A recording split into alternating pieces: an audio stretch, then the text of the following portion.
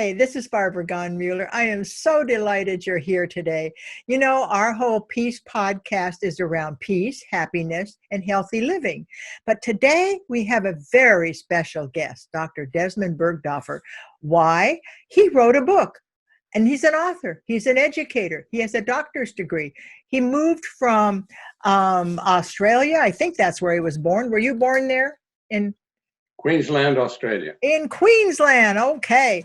And so he moved from Queensland to Canada, and there's a story here just in the movement. But today we're going to talk about something that means a lot to me, and that is Desmond's book. Desmond wrote the book, The Visioneers, in 1992. He was 30 years ahead of his time, and they are reissuing this book today because there's so much wisdom in it. I'm just going to read one little passage. I have read this book, and I put my marker in this page on 153. My friends, it's time now for us to take back into our own hands the responsibility for building a vision of the future that's full of joy, of human cooperation, and caring. That's, to me, the reason we have this book. But he didn't just write the book. He had a vision for the book. And I want to talk a little bit about, how did you find that? Were you able to write The Visioneers? How did you do that, Des? Okay, well, I'm glad you asked because there's a sequence here that I should explain. When I came from Australia as a teacher all those years ago, I ended up in a PhD program at the University of Alberta in educational administration. And one of my professors introduced me to what was then the beginnings of a movement that became known as Futurism, the Futures movement. All this literature coming out saying that the world and the future looked increasingly problematic, and what are we going to do about it? And so I got introduced to all of that in my academic program. And then when I left that and I joined the government of Alberta in the Department of Department of Advanced Education, where we were concerned with building the system of advanced education. And we had all this oil money so we could do it. And as I went about doing that, I remembered what I had learned in university, that perhaps we were adding to the problems rather than solving them by all of this expansion. But I had my job to do, so I kind of kept my head down and went on with it. And then 20 years later, I had left all of that and had met Jerry, my wife, and married, and we came to Vancouver and started a new life of teaching together about the creative management of change. Creative management of change. Wow, those are words we all have to, creative management of change. Keep talking, Des. All right, so I began to ask myself, now that I was free of that bureaucracy, what kind of a book could I write? And I didn't want to write one that was like all the others, academically looking at the problems and the solutions. I felt that the fundamental issue was that the world needed a positive vision. It needed a new story. And so I thought, well, maybe I can write that. You know, a little bit of a push, but I thought maybe I could do that. And I decided it had to be written as a novel, and I had never done that before. I was 50 years old, but I had been a student of literature all my life, from my first degree at the University of Queensland. And I had all of these authors in my head, and I thought, I think I can do that. So I sat down and began. You began to write the book just because you had that thought? But the other influence I had was from my wife, Jerry, who's a psychologist, and one of her techniques in her workshops is to take people on creative visualizations, to go on a journey in their minds. And I thought, well, maybe I can do that in this book. I can get the reader to become engaged and help create the story, become a participant in the story. And so that's the way I wrote the book, as a sustained creative visualization. And so as I was reading the book, I felt like I was participating in your solutions and the ideas. Well, that's exactly what you were supposed to feel. Wow. And Glad to this hear it. isn't a short book. It's a book that keeps you involved and you keep reading it. And you also have an audio theater, I hear. Yes, again, this was Jerry's idea. We were at the point of publishing the book in October of 1992. I think in July she said we should have an audio version as well. How do you do that? Well, we sat down and mind mapped the book, and then we sat down together and made 10 hours of recording with animated conversation about the ideas and interspersed with readings. Well, where can we get that? Is that on your thevisioneers.ca? Yes, it is. What we did back then is we made it into 10 audio tapes. Oh. 20, 30-minute episodes, one on each side of the tape. And we put it in a box. And I've got the box right here. What a beautiful, the Visioneers. Box of audio tapes. Great. Anyway, the rest of this story is that a couple of years ago, we were doing a cleanup in the house and we found that box of tapes. And of course, you can't resist putting them on to a machine, which we happen to still have around. And we started to listen to it. And we hadn't gone very far when we said, my gosh, this message is meant for today. And we can't just leave it in the box. We've got to get it out. So we converted it into MP3 format and put it on a new website. The website is called www.thevisioneers.ca. And I'm really glad you did that, because as I read your book twice already. Your book is more relevant today than even in 1992, as we face this pandemic and we face major problems on our planet of hunger and people who are not at peace. Can they also get the book on Amazon? Yes. Another thing that we've done is create an ebook. There were no such things as ebooks back in 1992, but I've now put it on Amazon as an ebook. So people can get it there. But I also have copies of the original print in the form that you just held up. And people can get those from me by writing to me at Desmond@thevisioneers.ca. DESMOND@thevisioneers.ca. Right.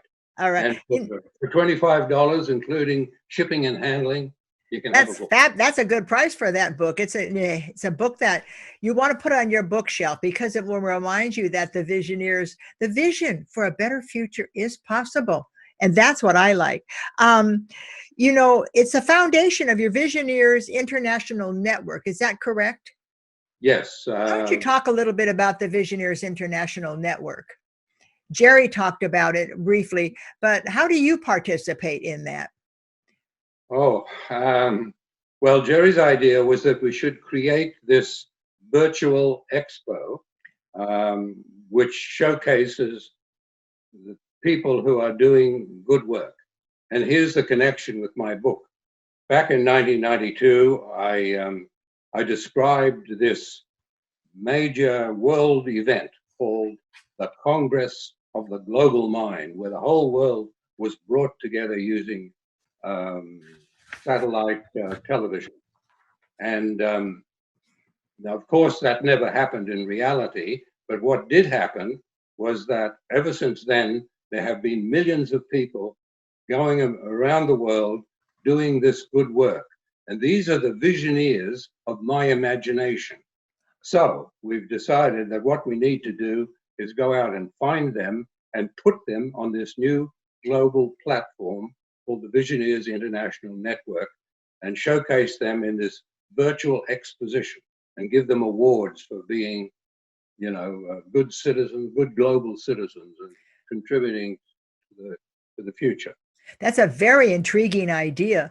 The Congress of the Global Mind. It's almost like I think we could do that in a virtual setting where we would bring together people who are on the Visioneers and create a Zoom platform where we would have the Congress of the Global Mind and have a conversation. Well, we're working towards that. So maybe give us a year or two when we've got enough people on the platform and we'll have a Congress of the Global Mind. So interesting because some of the people who I would love to have in this conversation are no longer with us, like my late husband, Robert Mueller. And yet I think they wrote enough in their 70, with Robert, he had his 7,500 ideas and dreams for a better world. And I think that there's enough they have written that we could weave that into it also. Oh, absolutely. Jerry and I are big fans of Robert's work. And we would just love to make it known to the new generation. Well, they used to tell me that people were discovered, 20 years after they're no longer on the planet. And Robert always had this idea that it didn't matter if your idea was implemented during your lifetime. It was the idea that was the one that should be left out there in the world after you are gone. And right. I just think that is so powerful. In fact, after today, the cemetery where he's buried is less than a mile away from here. And I'm going to go over there and put your book on the cemetery tombstone. I say, now here, get busy and read this book. It's fabulous. Because say a good word. Huh? Put in a good word from me. Oh, I will put in a good word for Dr. Desmond. Desmond, your book has meant so much to me. Your Visioneers, we have a group, we met together in Santa Barbara where we brought Visioneers together in Santa Barbara. And so many of the people who are Visioneers, like Marilyn King, have been on peacepodcast.org. And I hope people, as you watch today and you're listening to Desmond Berghofer, that you will offer your ideas to Des. He just gave you his website.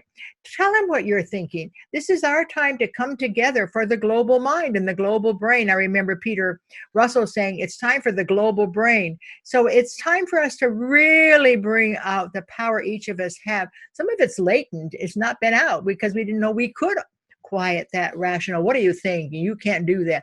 Did that ever happen to you when you were starting this book? Did you ever say, oh, what are you thinking, Des? You can't do that. What made you have the power to go forth?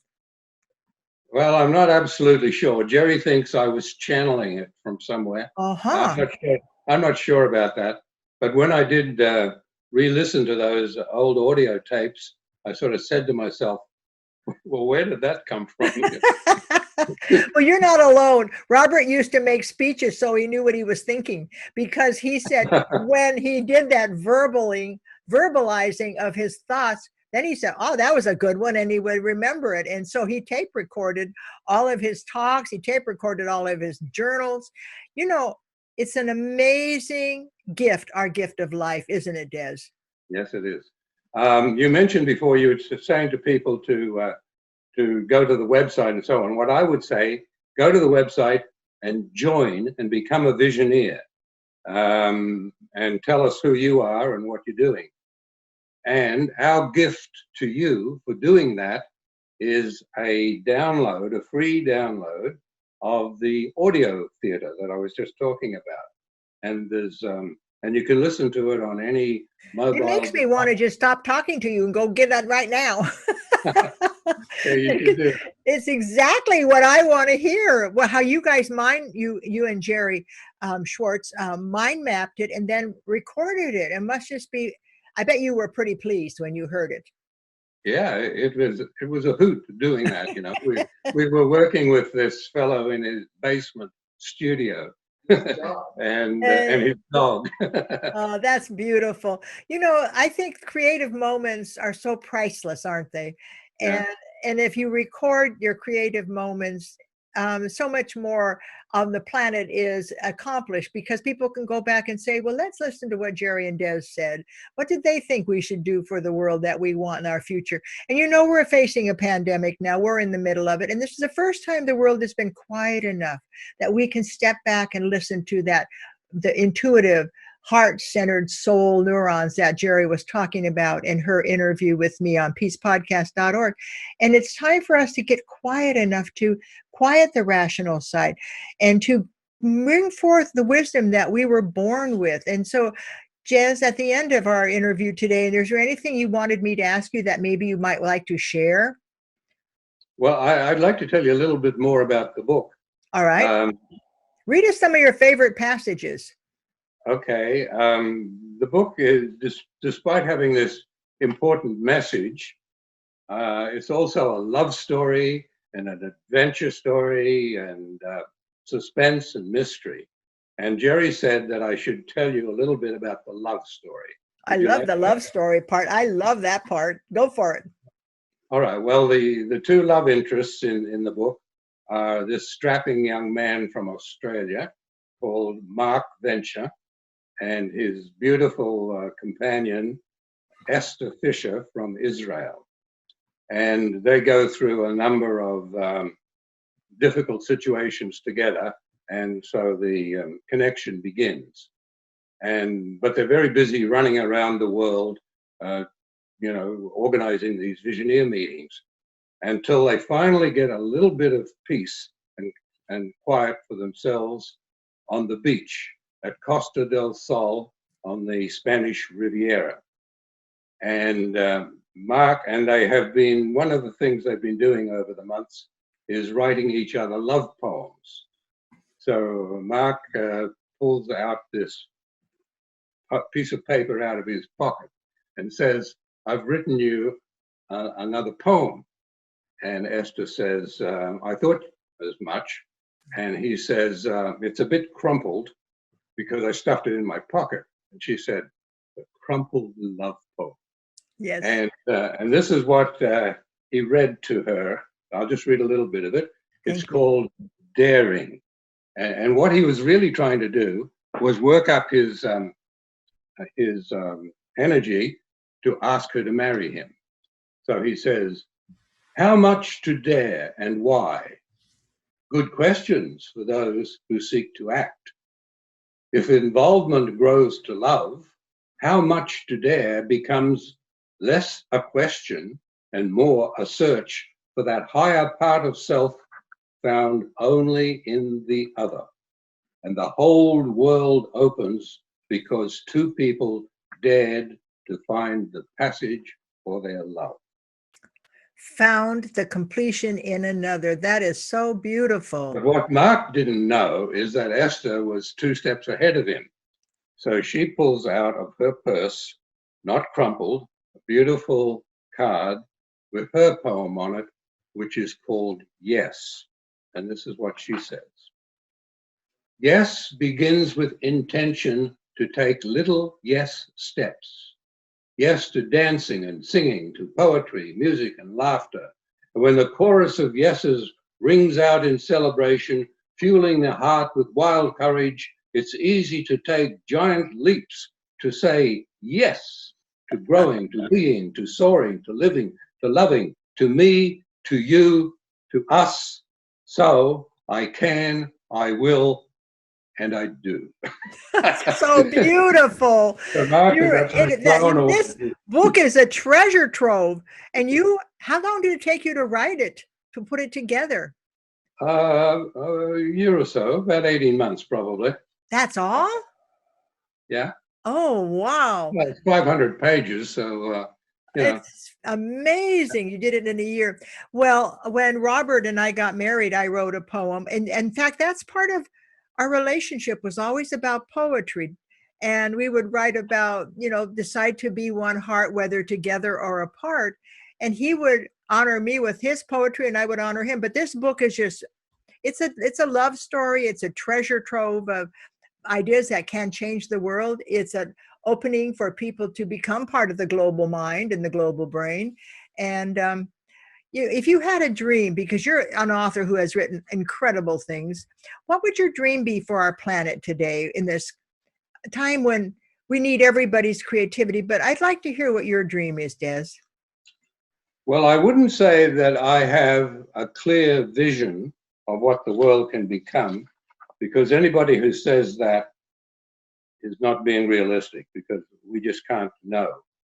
But what I do know is that what we have to do is learn to take care of each other and to take care of the earth on which everything depends. And so that is my message, really, that we have to learn how to do that, and we have to find each other and learn from each other in doing that. Yeah, I don't know why I'm crying, but just hearing your words has brought tears to my eyes. Maybe it's because we brought Robert into the story, and because he's such the love of my life, and this book is a love story, and you and Jerry have that magnificent love that you share and you work together. And I want to thank you for today. I want to thank all of the people who have tuned in to watch this Peace podcast with Dr. Des Berghofer. And just remember, this is a man who spent 1 year to write a book called The Visioneers. And now you can go to www.thevisioneers.ca and read the other great people who have become visioneers, who have been honored. And also, you can go to the Visioneers and join and become a visioneer. Wouldn't you love to put that in next to your automobile club card in your wallet and have the Visioneers when the police pull you over and say, wait a minute, I'm a visioneer. Pay attention. A visioneer is a pioneer of the future, focused on a good outcome for the generations who follow. Oh, that's so beautifully said. I'm glad I'm a visioneer. I'm glad I'm part of the network, and I'm glad I had this opportunity to talk with you. Why don't you, all of you who are watching today, pull out those iPhones, watch this again, have a conversation, how you can become a visioneer. Join the Visioneer Network. I'm Barbara Gahn-Mueller. It has been an outstanding 20 minutes with Dr. Berghofer. I am so delighted you were on. Thank you, Des. Thank you. It's been my pleasure. And I'm going to end with, may peace prevail on earth, and may the visions that you hold. Robert always said, first you dream it, then you see it, and then you implement it. And that's the beginning. And that's why I'm so excited to have Jerry and Des on. Thank you for joining us. I'm Barbara Gahn-Mueller. You've been watching peacepodcast.org, and you know it's for healthy living, peace, and a better health. Thank you so much.